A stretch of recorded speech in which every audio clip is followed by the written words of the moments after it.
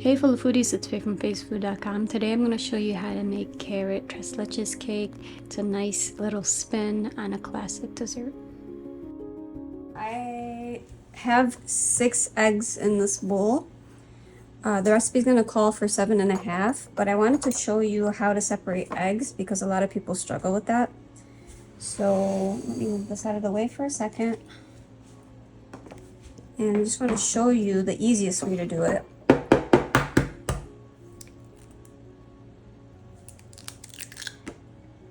Okay, so I've seen like Martha Stewart use a water bottle. I've seen so many different ways and tricks, but really all you have to do is you crack the egg as you normally would and then just dig in.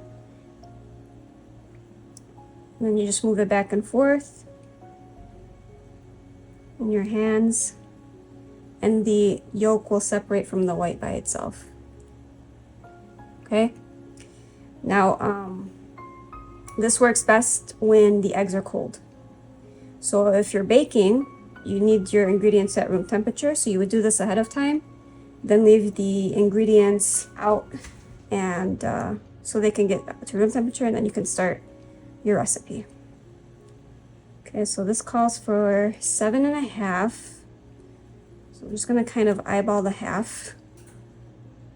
So we're gonna combine our eggs and sugar now. You can use white sugar, you can use light brown sugar. I'm gonna be using dark brown sugar in this case, just because I really like the flavor with the carrots, but both light brown sugar and white sugar also work. All right, so I'm gonna just pour that in. And really the job for this, whenever you're mixing eggs and sugar, is a balloon whisk. One that's nice and wide like that. That's gonna incorporate the most air into your mixture. So I'm just gonna get it started.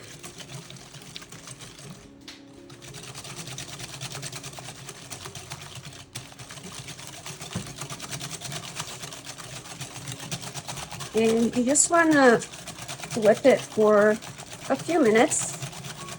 It's not gonna get much lighter in color because we have a dark brown sugar in there, but it will get a little bit lighter. What this does too is it's whipping air into our cake. We are using a leavener, which is baking powder in this recipe, but this also whips more air into it, so it's gonna be a fluffier cake as well.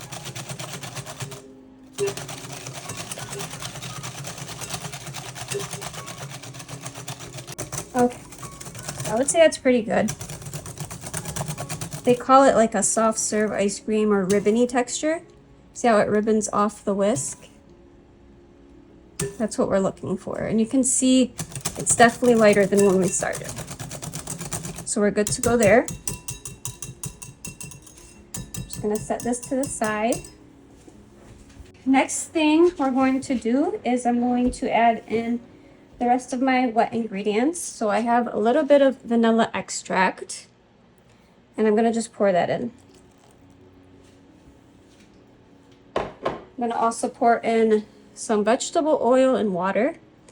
You can also use olive oil instead of vegetable oil, but it's typical in a sponge cake, a chiffon cake, to add this combination, oil and water.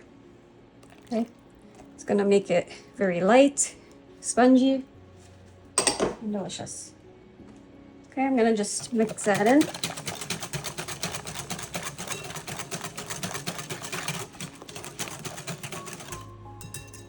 All right.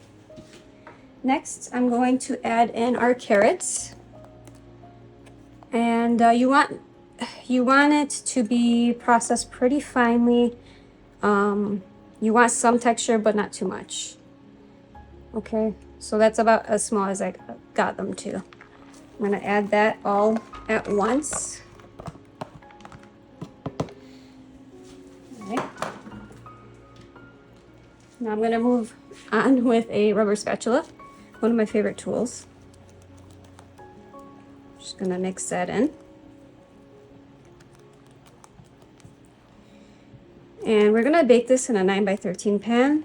So it's not gonna look like a lot of batter right now, but we still have the meringue to do, which is really gonna add that volume to our batter. Okay, so this is nice and done. Dry ingredients. I'm gonna all combine them all together. I'm using some cake flour.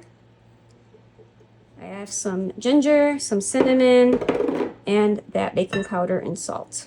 Okay, so I'm gonna add that in.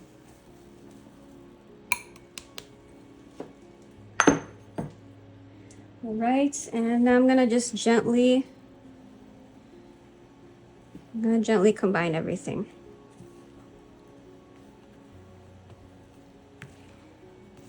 Really, you could have whipped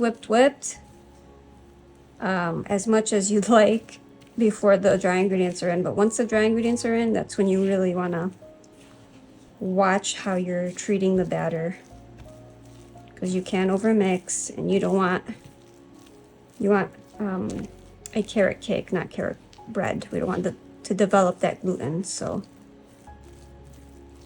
just about there. So there's still flour, that's fine, because we're going to add the meringue to it and continue to fold. So this is fine for now, and I'm going to set it to the side.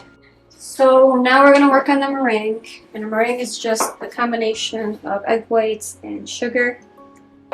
So I'm going to start by adding in my egg whites. You want to make sure whenever you're making a meringue that the bowl is really clean and dry. Some people even go over the bowl with a like a slice of lemon or some vinegar, just to really make sure there's no oil residue. Get all the egg whites in there. The egg whites do whip best when they're at room temperature as well. Okay, so I'm going to also add in sugar. You can do it gradually, or you can add it all at once.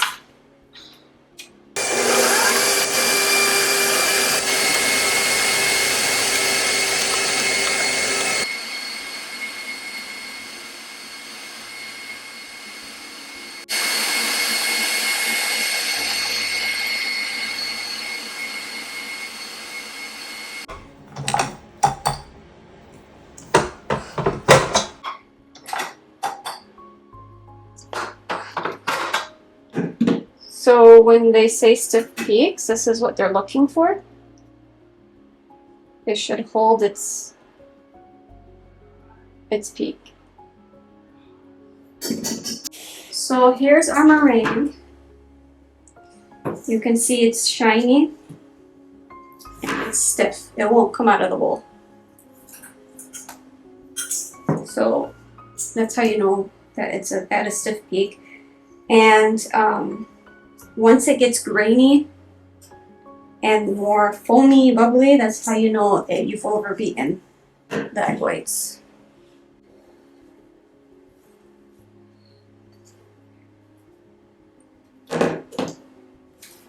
So just gently come down the middle with your spatula and then bring it around the sides, over the top. That's why it's called folding in, because you're literally folding in the cream or meringue, whatever you're adding into your batter.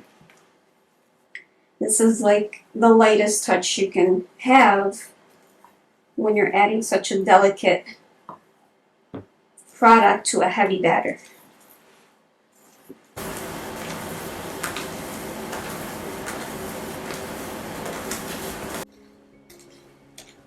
Okay, that looks pretty good. I'm going to add in the rest of the meringue.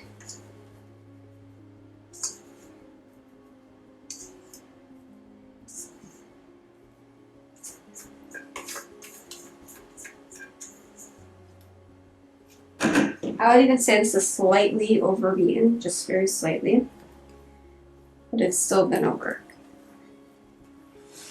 Just to show you that if you do slightly overbeat them, it's not that big of a deal. Just go around the sides again. And then I like to go down the middle because a lot of the times things get stuck down there. But overall, that looks good. So this is our batter ready to go. And I have my 13-inch pan, all greased up. I put some butter. I also put some cooking spray just in case. It's really important with meringues. Whenever you have a meringue in a batter, you have to work quickly. So we have to get this in the oven pretty quickly. I'm going to go ahead and pour this into the pan. The reason for that is because you're gonna, the batter will deflate as it sits. You're gonna lose all that volume you worked hard for. So you really wanna work as quickly as you can. My grandma calls the rubber spatula cheap, because it's cheap. It gets everything out of there. Spread everything around evenly. That's good. And then I like to give it one tap on the counter, and you see any excess air bubbles will release. We want air in there, but we don't want too much air.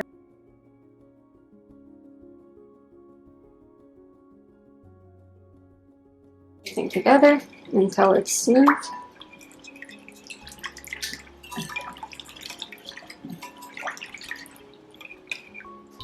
Okay, this is our cake. See how spongy it is.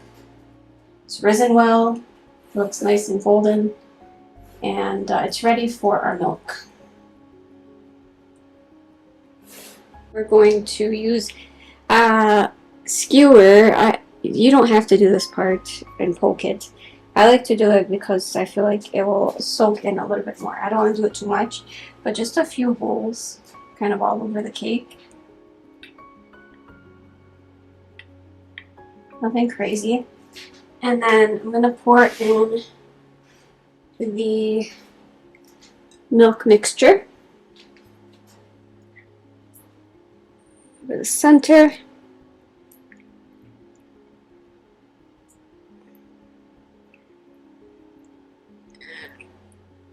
It will soak in that milk. And in my bowl, we're going to make the whipped cream topping. It's a cream cheese whipped cream topping. In the bowl I have some softened cream cheese, vanilla extract, powdered sugar, and heavy cream. I'm just going to whip this until it's soft and more voluminous, and then we'll top our cake with it.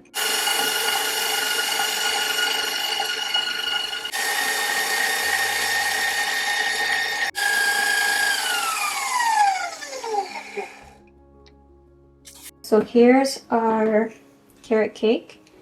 It's out of the fridge. I did let it soak overnight, but you can let it just soak for a few hours.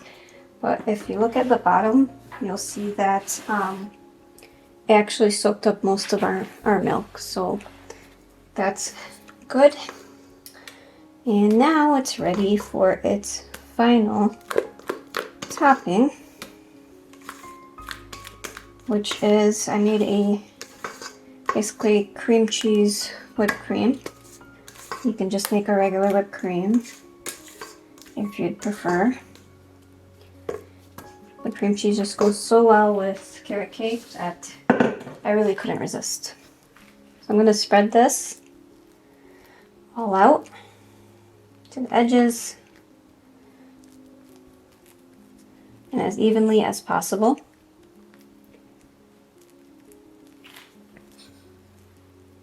Okay.